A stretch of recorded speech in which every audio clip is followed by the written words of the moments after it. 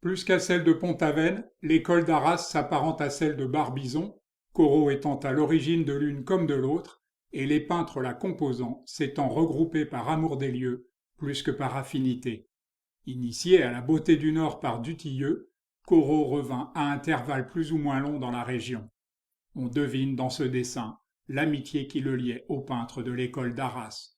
Grand admirateur des œuvres de Corot, Constant Dutilleux le suivit à Fontainebleau où il eut la révélation de Barbizon. À son retour dans le Pas-de-Calais, il fit partager sa passion aux artistes locaux, dont ses gendres de Savary et Robot. Dans son superbe dictionnaire amoureux du Nord, l'écrivain Jean-Louis Fournier, dont la mère habite à Sainte-Catherine, regrette qu'elle n'ait pas habité dans le tableau de Corot plutôt que dans la ville réelle. S'il est surtout connu pour ses grandes machines à la frontière de l'impressionnisme et de l'abstraction, Joseph Mallord William Turner avait 27 ans quand il peignit cette jetée de Calais qui évoque les maîtres hollandais. S'il n'était mort à ce même âge ou presque, Richard Bonington serait considéré comme l'égal de Turner. C'est en tout cas ce qu'indiquent les œuvres qu'il a laissées de ses séjours sur les côtes françaises. La bénédiction des blés en Artois valut à Jules Breton une célébrité qu'on peine à imaginer aujourd'hui. Courrières, sa ville natale, sert de toile de fond à nombre de ses œuvres, évoquant les travaux des champs. Tombé amoureux de la côte d'Opale, sa fille Virginie et son mari Adrien Demont s'y installèrent définitivement, initiant une colonie artistique qui connut un succès marquant sous l'appellation École de Vissant. Édouard Manet venait tous les étés à Boulogne-sur-Mer, où l'avait attiré le désir d'entrer dans la carrière d'officier de marine. Heureusement pour la peinture, il échoua au concours de l'école navale. Né et mort à Arras, Charles de Savary a laissé de nombreuses toiles de sa cité natale, dont cette grand place un jour de marché, ainsi que de sa citadelle, inscrite au patrimoine mondial de l'UNESCO. Mort lui aussi à Arras, le Picard Francis Tattegrin découvrit Berck alors qu'il était enfant.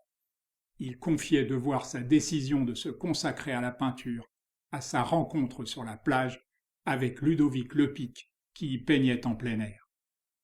Où qu'il aille et quoi qu'il peigne, le Saint-Quentinois Hippolyte Berthaud trouvait un moyen de célébrer sa région vénérée, un morceau d'architecture épiscopale typique ou un carré de chou vert au bord du chemin. Cette marée basse à étapes est un concentré de l'art d'Eugène Boudin, père spirituel de l'impressionnisme, avec un ciel mouvant qui occupe une grande part du tableau. Le roi des ciels, disait de lui Corot. Georges Seurat, l'un des grands artistes du post-impressionnisme, résida au Crotoy dont il ramena 2 vues, une en amont, une en aval. 1 an plus tard, un séjour à Gravelines lui permit d'exécuter plusieurs marines. Méconnues, les œuvres de Marie Duhem méritent pourtant qu'on s'y attarde.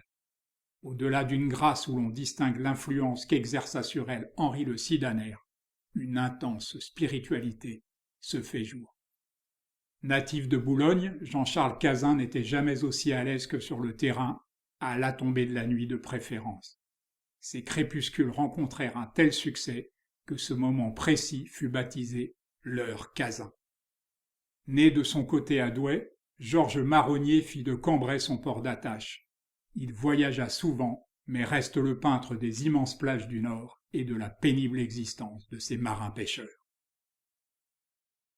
La piscine à Roubaix, qui est peut-être le musée français que je préfère, permet d'apprécier l'œuvre singulière du naturaliste Rémy Cogue, peu connu hors de la ville où il passa l'essentiel de sa vie.